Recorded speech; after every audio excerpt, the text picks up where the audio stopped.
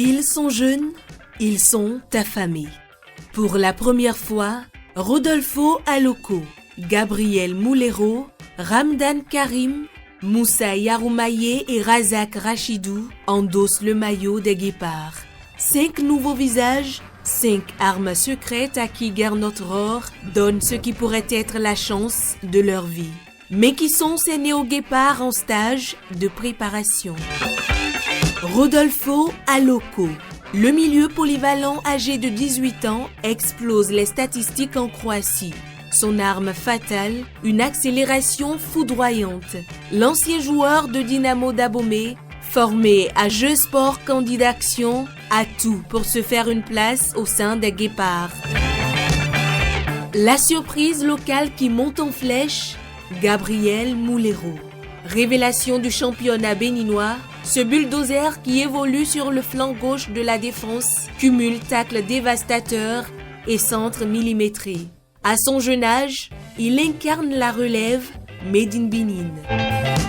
Ramdan Karim, ce joueur de l'AS Takounet de Kandy qui a pris par les méandres de la formation marocaine, maîtrise les subtilités du football maghrébin. Une sélection stratégique qui pourrait servir à déjouer les lions de l'Atlas sur leur propre terrain.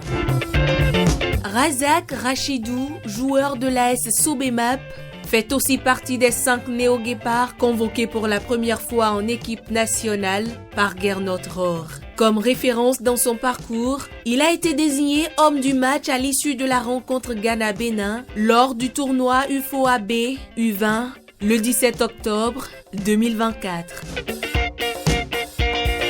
Moussa Yaroumaye, ce buteur des Panthères de Djougou qui fait trembler le championnat local. Il a disputé 32 matchs cette saison, dont 31 en tant que titulaire. Moussa totalise 2808 minutes de jeu avec 19 buts marqués cette saison. Les chiffres parlent d'eux-mêmes. Il reste pour l'heure le meilleur buteur du championnat local. Rohr mise sur ce serial scorer pour apporter de la voracité dans la surface.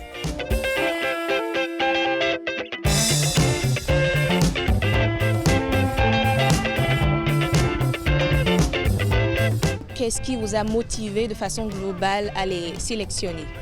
Si le sélectionneur les a sélectionnés, c'est-à-dire qu'il a pris en compte ce qu'on avait évoqué ensemble, donc des éléments qui s'appellent la technique, qui s'appellent le physique, qui s'appellent, je dirais, l'intelligence, parce qu'aujourd'hui le football se joue sur ces 3 aspects-là, qui permettent donc aux sélectionneurs de se dire que ces jeunes joueurs ont des aptitudes, l'ont montré au travers des différentes compétitions ou les rassemblements qui ont été faits au niveau des catégories d'âge, et c'est aussi par rapport au championnat.